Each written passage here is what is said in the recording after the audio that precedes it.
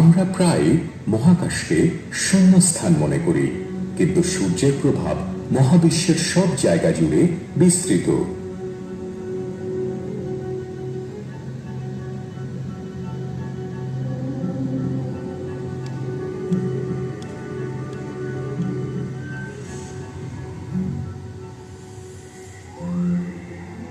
এই যে শনি আরেকটি গ্রহ, যার একটি চৌম্বক ক্ষেত্র রয়েছে।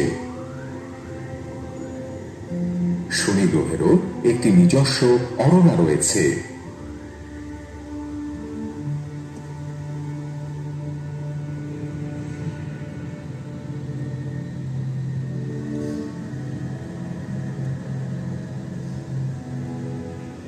এই যে লাইনটি দেখা যাচ্ছে তা ভয়েজার 1 রকেটের পৃথিবী থেকে মহাশূন্যে চলার পথ, যাকে 1977 সালে উৎক্ষেপণ করা হয়েছিল।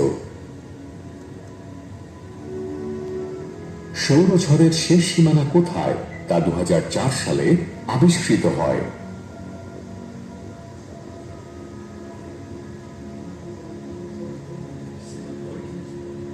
পঞ্চান্নটি ভাষায় অনুদিত শুভেচ্ছা বার্তা ভয়েজারের নক্ষত্র ভ্রমণের সময় দেয়া হয়েছিল, যাতে এই নক্ষত্র ভ্রমণের সংবাদ পেতে কেউ বাদ না পড়ে।